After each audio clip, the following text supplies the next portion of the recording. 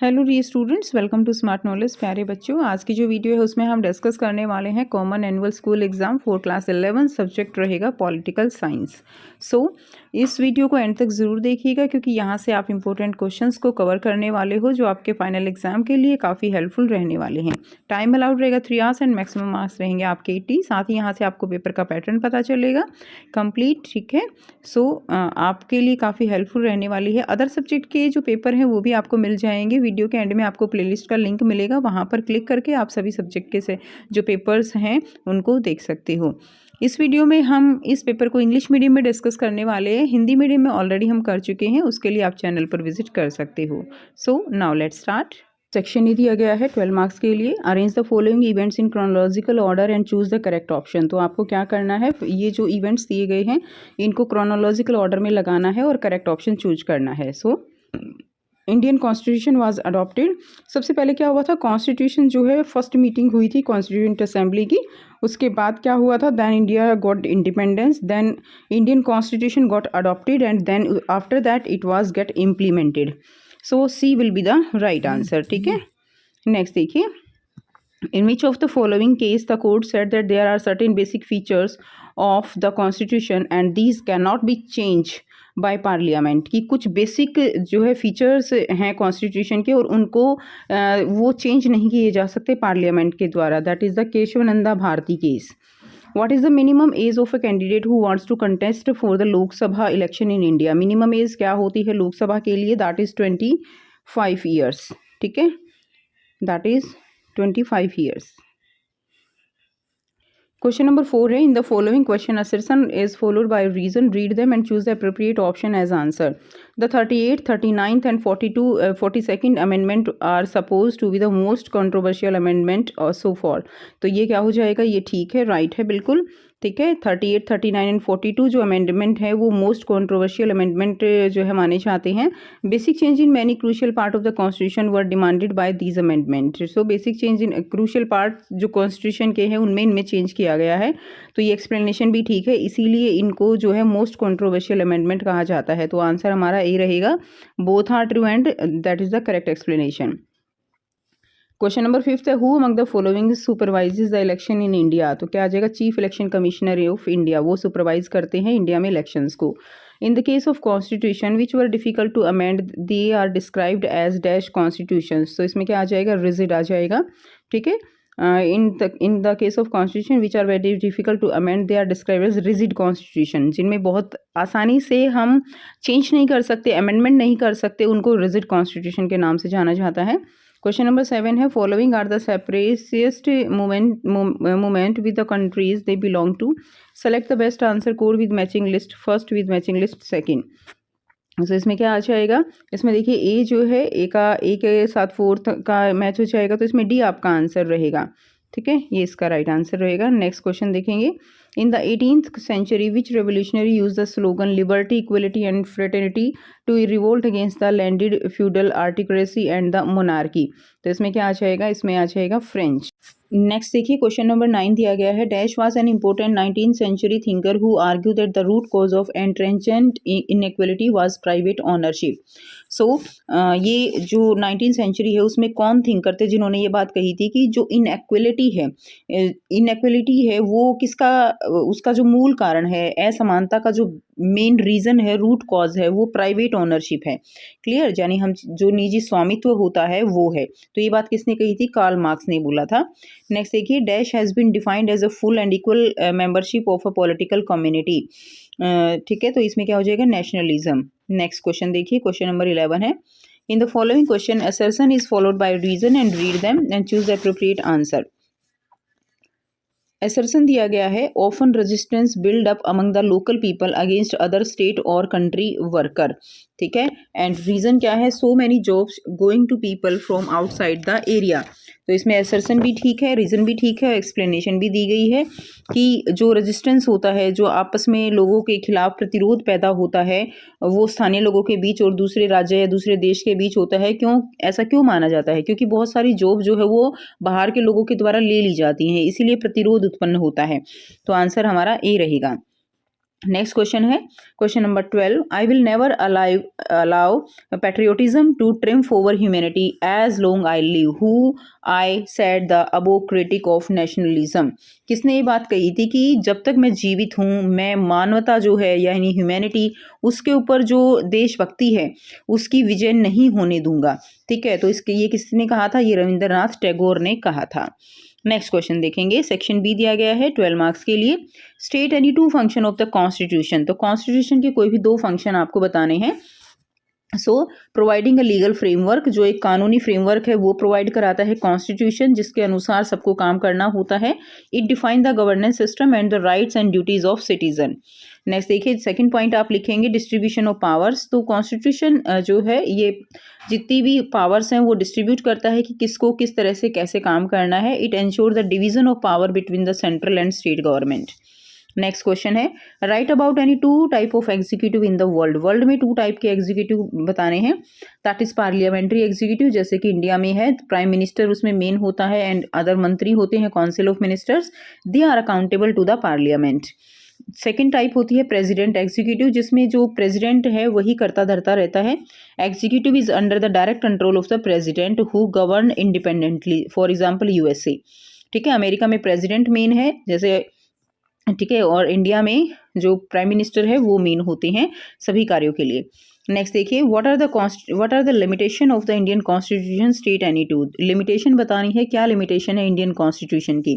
सो complex amendment process, जो amendment process है जो हम चेंज कर सकते हैं कॉन्स्टिट्यूशन में, वो प्रक्रिया बहुत ही ज़्यादा आप कह सकते हैं कॉम्प्लेक्स है। Amending the constitution is a difficult task and lengthy legal process, जो प्रोसेस है कानूनी जो प्रक्रिया है, ठीक है, वो बहुत ज़्यादा लेंथी है। लाइक अगर हम बात करें फॉर एग्जांपल डिवोर्स की ही बात करते हैं, अगर एक पार्टी एग्री है एक पार्टी एग्री नहीं है तो उस केस में क्या होगा, डिवोर्स जो है बहुत ही मुश्किल है। ठीक है, इसी तरह और भी केसेस हैं, कोई प्रॉपर्टी का केस है वो सालों साल तक चलते रहते हैं, तो इतनी लेंथी प्रक्रिया हो जाती है कई बार बहुत ज़्यादा। Judicial proceeding often take a long time causing delay in justice. Next देखिए, What does universal citizenship mean. Universal citizenship क्या है? Universal citizenship means that a person right and duties are determined not by their caste, कि किसी भी person के जो right हैं उसकी ड्यूटीज़ हैं वो उसकी caste, religion, language, gender, place of birth, इन सब के बेस पे नहीं होना चाहिए। By common human principle that apply equally to everyone, तो वो कॉमन ह्यूमन प्रिंसिपल्स के बेस पे होना चाहिए, ना कि इस तरह के डिस्क्रिमिनेशन उनके बीच में होना चाहिए। ठीक है, नेक्स्ट देखिए, अगला क्वेश्चन है, describe the concept of national self determination. Self determination, national self determination क्या है? National self determination refer to the right of a nation और community to freely decide its political system, governance and developmental direction without external interference. ठीक है, तो ये क्या हो जाएगी, national self determination. Next question है, explain about a secular state. बहुत इजी क्वेश्चन, सेकुलरिज्म जो है वो क्या होता है? तो सेकुलर स्टेट क्या है? A secular state is one where the government doesn't promote any religion, अपना कोई रिलीजन नहीं होता स्टेट का, and treat all the religion equally, citizens are granted religious freedom and the state doesn't interfere in religious matter. हर किसी को अपना religion जो है अडॉप्ट करने का अधिकार होता है, कोई किसी के मामले में इंटरफेयर नहीं कर सकता। That is a secular state. Next देखिए, क्वेश्चन नंबर यहाँ पर दिया गया है, सेक्शन सी है 20 मार्क्स के लिए। So briefly state about any 4 provision which are taken in Indian constitution from other constitution of the world. ऐसे कोई 4 प्रोविजन आपको बताने हैं जो इंडियन कॉन्स्टिट्यूशन में लिए गए हैं अदर कंट्रीज से। ठीक है, काफ़ी इंपॉर्टेंट क्वेश्चन ये रहता है आपका, तो इसका आंसर हो जाएगा, ब्रिटेन से क्या लिया गया है, पार्लियामेंट्री सिस्टम, तो इसी में आप थोड़ा सा एक्सप्लेन और करके लिख सकते हो। ठीक है, and from USA fundamental rights लिए गए हैं, फ्रॉम आयरलैंड डायरेक्टिव प्रिंसिपल्स लिए गए हैं, state policy, and from Canada federal जो स्ट्रक्चर है हमारा संघीय व्यवस्था फेडरल स्ट्रक्चर, ठीक है, वो लिया गया है। नेक्स्ट देखिए, अगला क्वेश्चन है, compare the proportional representation of election with first past the post. ठीक है, तो ये आपको बताना है, पीआर और एफपीटीपी में आपको कंपेयर करना है। तो इसमें बहुत ही जो है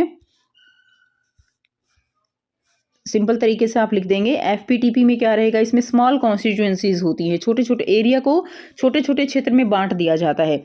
जबकि पीआर क्या होता है, एक सिंगल कॉन्स्टिट्यूएंसी होती है, one representative from each constituency, और हर एक कॉन्स्टिट्यूएंसी से एक एक रिप्रेजेंटेटिव होता है। जबकि इसके अंदर क्या होता है, पीआर में मोर देन वन रिप्रेजेंटेटिव। इसमें देखिए the voters vote for the candidate, इसमें जो वोटर हैं वो वोट कैंडिडेट के लिए वोट करते हैं, और इसके अंदर voter vote for the party, इसमें पार्टी के लिए वोट करते हैं। The voter personally knows the candidate, इसमें जो वोटर हैं वो कैंडिडेट को पर्सनली जानते हैं, जबकि इसमें voter knows only the party not the candidate, इसमें कैंडिडेट का पता नहीं होता, बस पार्टी के बारे में जानते हैं। तो ये दोनों के बीच में यहाँ पे आप कंपेयर कर देंगे। अगला क्वेश्चन दिया गया है, briefly explain the 73rd amendment of the Indian constitution. 73rd amendment of Indian constitution को ब्रीफली एक्सप्लेन करना है। आंसर रहेगा दिस वॉज इम्प्लीमेंटेड इन 1992। 1992 में ये इम्प्लीमेंट किया गया था। This amendment granted constitutional status to the panchayati raj system. ठीक है, it establish 3 tier structure to empower village council. तो इसमें पंचायती राज सिस्टम को लागू किया गया था ताकि जो गांव हैं उनका सुधार हो सके। एंड मेन इसकी कैरेक्टरिस्टिक क्या है, 3 टायर सिस्टम रहेगा। 1/1/3 जो सीट्स हैं वो वुमेन्स के लिए रिजर्व की गई थी।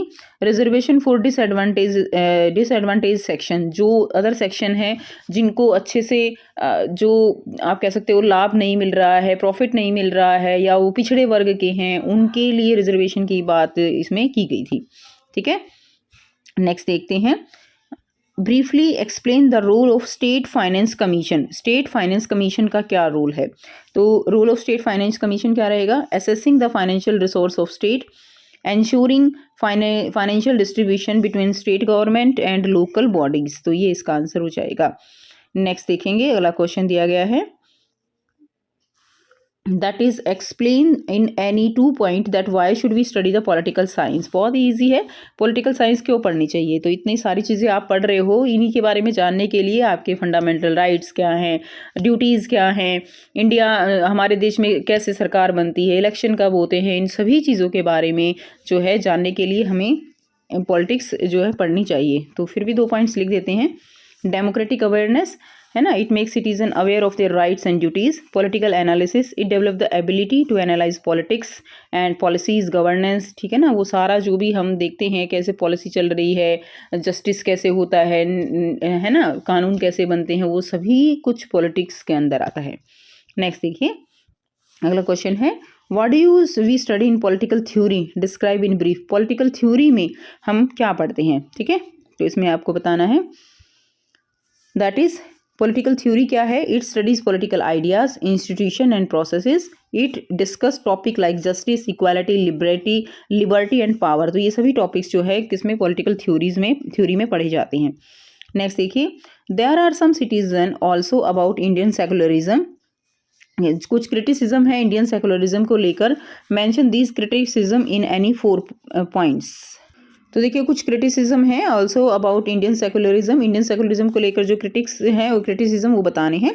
सो लिखेंगे minority appeasement, some believe the government favour minority excessively, है ना, कि जो इसमें क्या है कि जो कुछ लोगों का मानना है कि जो गवर्नमेंट है ना वो जो माइनॉरिटी पीपल हैं जिनकी संख्या कम है उनको ज़्यादा बेनिफिट देती है, उनका फेवर करती है। ठीक है, ऐसा बिलीफ है। Second, ambiguity in religion, state separation, religion and politics are not completely separated. तो एम्बिग्विटी है रिलीजन और स्टेट सेपरेशन में।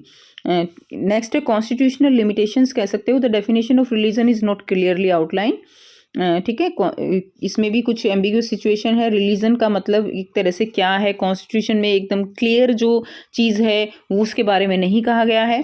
रिलीजियस कॉन्फ्लिक्ट्स हैं, तो इसमें क्या होता है कि जो अलग अलग रिलीजन के लोग हैं वो आपस में क्या हो जाता है, कम्युनल राइट्स हो जाते हैं, कम्युनल टेंशन रहती है, दंगे हो जाते हैं, ओकेजनली राइज। और ये मोस्टली हम जो है ऐसे ही छुटपुट घटनाएं वो देखते ही रहते हैं अपने कंट्री में।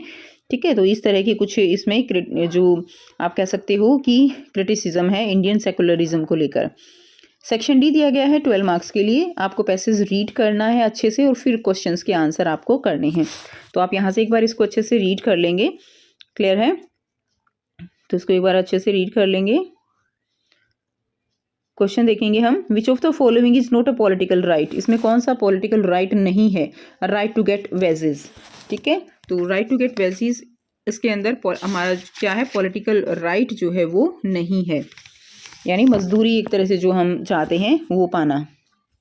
Rights aim to protect the dash of the individual, rights जो है वो इंडिविजुअल का जिसमें किसकी रक्षा करते हैं, इसका एम क्या है, rights aim to protect the, तो उसका है वेल बींग, यानी एक तरह से लोगों के कल्याण के लिए उस चीज़ को ये प्रोटेक्ट करता है। नेक्स्ट देखिए, which of the following is a fundamental duty in India, fundamental duty, आपकी ड्यूटी क्या है, that is respect to the national flag, national flag को रिस्पेक्ट करना वो हमारी ड्यूटी है। नेक्स्ट देखिए, अगला क्वेश्चन है, विच of the following is not a fundamental right in India now, अब कौन सा जो है फंडामेंटल राइट नहीं है, तो राइट टू प्रॉपर्टी, प्रॉपर्टी का जो राइट है वो फंडामेंटल राइट नहीं है। अगला क्वेश्चन देखेंगे, क्वेश्चन नंबर 25 है, in the given outline map of India 4 state are marked A B C and D, तो इसमें देखिए मैप में A B C and D mark किए गए हैं, आपको ए बी सी डी को मार्क करना है according to these.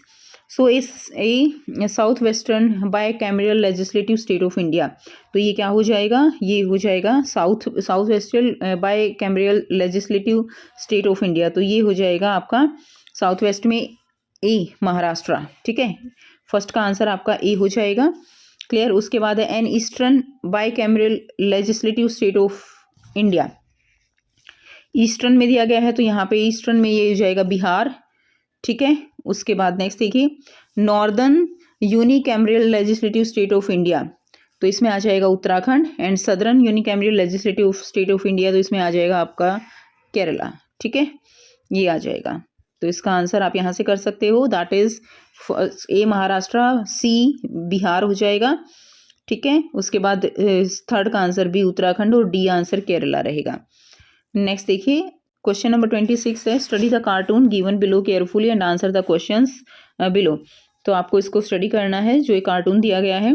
To ensure a fair selection you all get the same test you must all climb the tree, एक fair selection करना है और आप सबको क्या करना है कि इस पेड़ के ऊपर चढ़ना है, ठीक है। तो आपको क्या लगता है कि क्या सारे जो पशु हैं, ये वाइल्ड एनिमल्स हैं, ये सारे इस पेड़ के ऊपर चढ़ सकते हैं क्या, ऐसा नहीं है, ठीक है ना। तो अब इसमें क्वेश्चन आपसे पूछा जा रहा है, which kind of selection is shown in this cartoon, किस टाइप का सिलेक्शन है ये, तो ये एक अनइक्वल सिलेक्शन है, अनजस्ट है, ये न्याय नहीं है, ठीक है।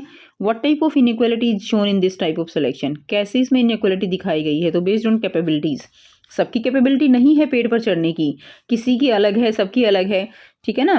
तो सबको अपनी उनकी कैपेबिलिटी के अकॉर्डिंग ही उनका टेस्ट जो है लेना चाहिए। नेक्स्ट देखिए, is this a fair selection, give a reason in support of your answer, no this is not a fair selection not inclusive of equal qualification, तो ये equal qualification के बेस पे selection नहीं है।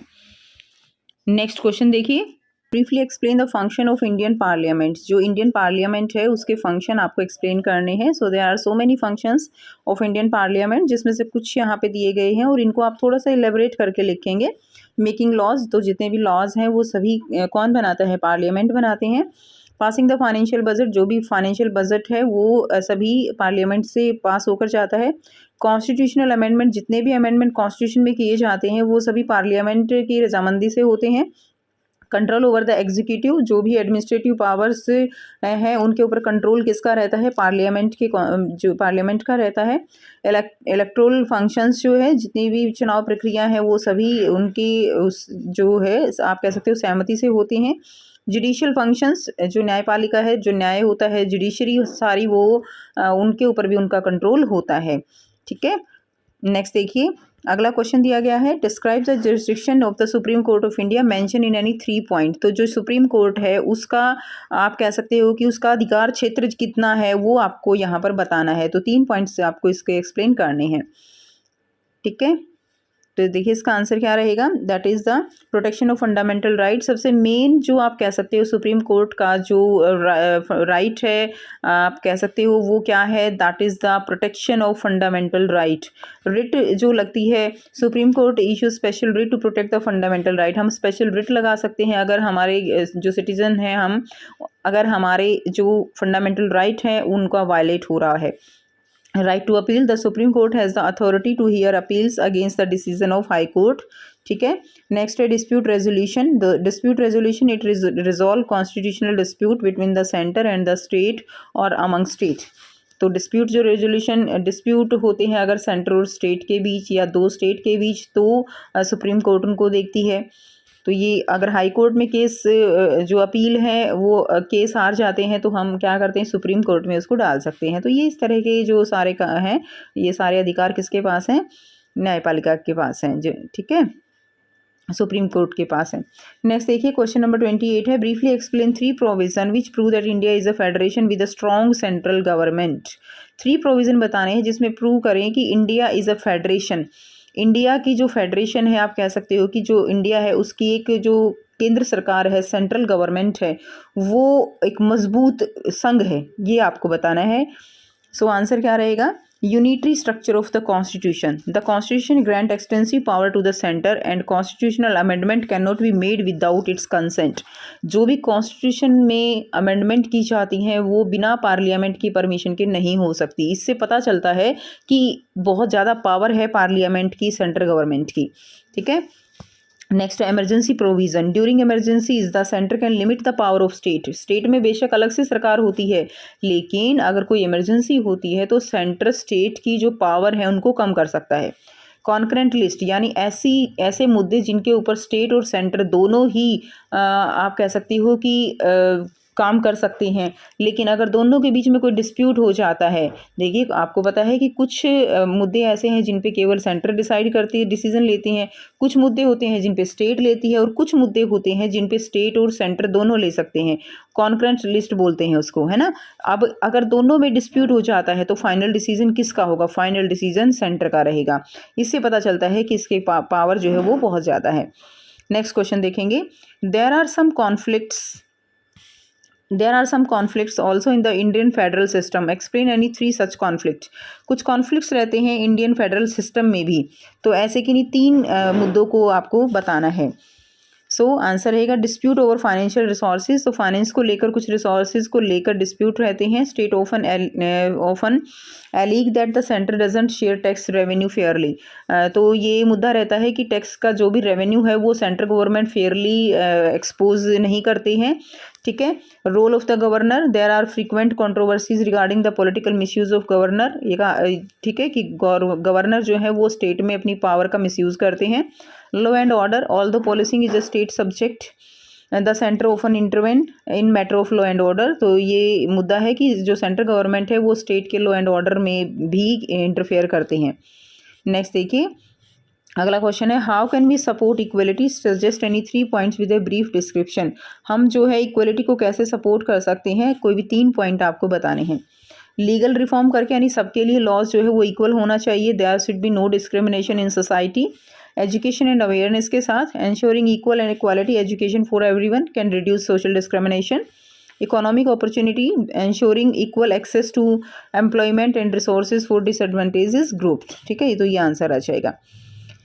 नेक्स्ट क्वेश्चन देखेंगे, economic equality is an important concept of present days, explain in detail. तो economic equality जो है एक इम्पोर्टेंट कॉन्सेप्ट है प्रेजेंट डेज का, तो आपको इसको एक्सप्लेन करना है डिटेल में। सो आंसर रहेगा, economic equality means that all the citizen should have equal economic opportunity and the resources should not be concentrated unnecessary in few hands, ठीक है। It is significant today for the following reasons, rising economic equality. इसमें क्या कहा गया है ना कि कुछ इंडस्ट्रीज जो हैं उन्हीं के पास बहुत ज़्यादा पावर वेल्थ चली जाती है, जबकि अदर पीपल क्या होते जाते हैं, कंटिन्यू जो है पुअर होते चले जाते हैं। सोशल अनरेस्ट है, economic inequality often leads to dissatisfaction, crime करती है, यानी कोई बहुत ज़्यादा अमीर है, कोई बिल्कुल ही गरीब है, तो इससे क्या होता है कि आप क्राइम बढ़ता है। Need for justice society, economic equality help in building a balanced and fair society, तो इसीलिए इकोनॉमिक इक्वलिटी होना बहुत ज़रूरी है। नेक्स्ट देखिए, what is just distribution. Just distribution क्या है, यानी जस्टिस, न्याय, सबके लिए न्याय समान होना चाहिए।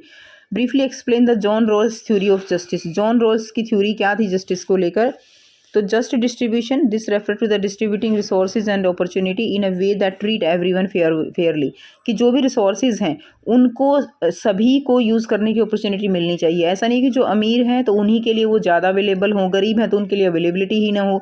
हालांकि हमारे चारों तरफ ये चीज़ बहुत ज़्यादा देखने को मिलती है, ठीक है, गरीब लोगों तक बहुत चीज़ें पहुँच ही नहीं पाती हैं। So John Rawls theory of justice क्या है कि every individual should have equal liberty, equal स्वतंत्रता होनी चाहिए। सेकंड प्रिंसिपल लिख सकते हैं, economic and social inequality are acceptable only if they benefit the weakest section of the society.